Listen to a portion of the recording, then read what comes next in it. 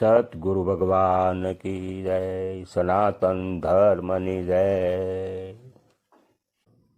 આ લોકથી પરલોક સુધી જવાનો રસ્તો ગુરુના શરણથી જ નીકળે છે। પણ દીક્ષા એક એવી છે, કેવલ મંત્ર આપી દેવાથી ગુરુ શિષ્યનો સંબંધ બંધાતો નથી। ગુરુ મંત્ર એક આપણો જીવનનો આધાર છે, આપણા મનને બાંધવાનું એક કડી પણ છે। પણ મંત્ર સાથે સાથે આપણી સાધના માર્ગનો જે અભ્યાસ, જે ગુરુ શિક્ષા આપે છે, એ જ સાચી ગુરુ દીક્ષા છે। કે સાધના માર્ગમાં કેમ બેસવું, ભજન કેમ કરવું, ગુરુ જે આપેલો મંત્ર છે એને નુરત સુરતથી પકડવાની જે વિધિ છે, શ્વાસમાં ઉતરવાની જે વિધિ છે, એ જે વિધિનો જે અનુભવ અભ્યાસ ગુરુ આપણી સામે બેસાડી અને આપણને જેનો અનુભવ અભ્યાસ કરાવે છે, એ જ સાચી ગુરુ દીક્ષા છે। કેવલ મંત્રથી આત્મસાક્ષાત કરવો બહુ મુશ્કેલ છે, પણ સાધના માર્ગ એક એવો છે કે એનાથી આત્મા સુધી પહોંચવામાં સાધકને સમય લાગતો નથી। પણ સાધના માર્ગમાં જે ગુરુ દીક્ષા આપે છે કે એ આપણી સામે બેસી અને પ્રત્યક્ષ આપણને અનુભવ કરાવી દેશે કે આત્મા તત્વ શું છે, પરમાત્મા તત્વ શું છે। જ્યારે ગુરુ દીક્ષા લેતી વખતે આપણે સંપૂર્ણ આ અભ્યાસ કરાવે પહેલાં, પછી જ મંત્ર આપે છે। અને મંત્ર આપ્યા પછી મંત્રને આધારે મંત્ર છે એ જ આપણો સદગુરુ છે। પછી જ આપણે આપણી કર્મભૂમિની અંદર ગુરુ રૂપી જે મંત્ર પ્રાપ્ત થયો છે, એ મંત્રના આધારે આપણે અભ્યાસ કરવાનો છે, મંત્રને ગુરુ સમજવાનો છે અને સાધનામાં આપણે ઉતરવાનું છે। રોજ ધ્યાન ધારણા અને અભ્યાસ રોજ કરવા, નિત્ય કરવા, જેટલું થાય એટલું કરવું, તો જ અનુભવ થશે, નહીંતર અનુભવ નહીં થાય। કેવલ મંત્ર પકડવાનો છે ગુરુએ આપેલો, અને જે મંત્ર પકડી એ દ્રષ્ટિ ત્યાં ઠેરાવી અને સુરતા ત્યાં લગાડવાની છે। અને ત્યાંથી આપણે સોહમરૂપી જે આત્મા છે એનો સાક્ષાત્કાર થાય છે। સોહમરૂપી આત્માનો સાક્ષાત્કાર થાય એને આત્મા સાક્ષાત્કાર કહેવાય છે। અને આ તુર્યા અવસ્થા છે, અને તુર્યા અવસ્થામાં આમાંથી આપણને આત્મજ્ઞાન થાય, પરમાત્માનું જ્ઞાન થાય।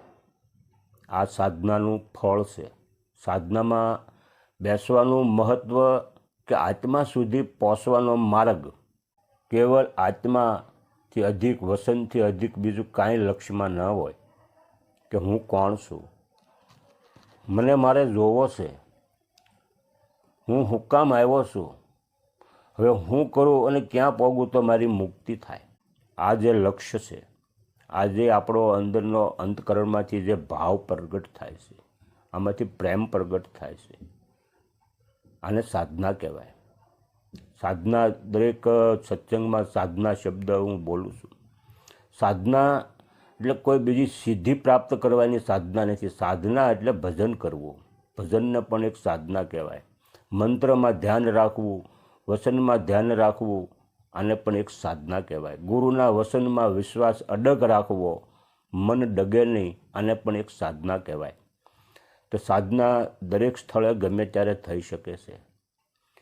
કે ગુરુ જ્યાં સુધી આપણને આત્મ સાક્ષાત્કાર ન થાય ત્યાં સુધી ગુરુ આપણને છોડતા નથી, અને છોડે નહીં, એ જ સાચા ગુરુ છે। સાચા ગુરુ તો જ્યાં સુધી આત્મ સાક્ષાત્કાર ન કરાવે તો એ ગુરુ નથી। અને ગુરુ મંત્ર, ગુરુ દીક્ષા લેવી શું કામ? કે આપણે આપણો ઉદ્ધાર કરવો છે, આપણે આત્મારૂપ બનવું છે, સંસારમાંથી મુક્તિ મેળવવી છે। તો આપણું આ ફરજ પણ છે, અધિકાર પણ છે, અને પરમાત્માને આપણે કંઈ ગોતવાનો નથી, આત્માને કંઈ ગોતવાનો નથી। સાધના દ્વારા જ આપણને બધું સંભવ થઈ જાય છે, અને બંધન કરતા વિષયોમાંથી આપણી દ્રષ્ટિ હટી જશે, એટલે તરત ઈશ્વર સામે પ્રગટ રૂપમાં જ છે, એ કોઈ અપ્રગટ નથી। નાભી કમળથી જ્યારે સુરતા ચડે છે, જાગ્રત થાય છે, નહીં તો થાય જ છે. પણ સાધક જ્યારે સાધનામાં બેઠો બેઠો સંકલ્પ વિકલ્પમાં હોય, કોઈ વિચારોમાં હોય, એટલે સુરતા આપણી ઠેકાણે પગી શકતી નથી. એટલે આપણને લાગે છે કે અમને ધ્યાન લાગતું નથી, અમારી સાધના થતી નથી. આપણી સાધના બરાબર છે, પણ આપણે સાધનામાં બેઠા બેઠા જે શ્વાસ દ્વારા જે સંકલ્પ વિકલ્પને આપણે વિચારોને બંધ કરવાના છે, બસ એ જ છે. કરવાનું કાંઈ નથી, કેવલ સંકલ્પ વિકલ્પને સ્થિર કરવાના છે. અને એ પ્રાણ દ્વારા સ્થિર થશે, પ્રાણને સાધવાનો છે. એટલે જ મન પવનને બાંધવાના છે. મન અને પવન જ્યારે બંધાશે ત્યારે જ સુરતા આસમાને ચડશે. આ જ ધ્યેય હોવો જોઈએ સાહેબ. અને ગુરુ દીક્ષા આ જ છે, આ જ બધું આપણને છે. ત્યાં એને પ્રત્યક્ષ આવો અનુભવ કરાવે.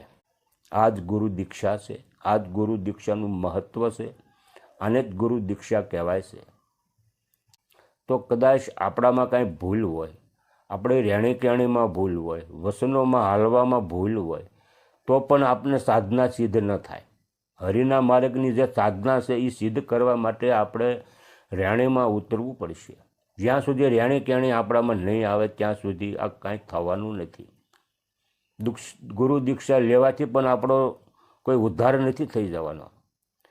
ગુરુ દીક્ષા દ્વારા પહેલાં તો આપણે રહેણી કહેણી સુધારવાની છે, બોલવાનું સુધારવાનું છે, વિવેકથી બોલવું, વિવેકથી ચાલવું, વિવેકથી સમજવું. આ જ રહેણી છે. રહેણી થકી રામ રીઝે મારો.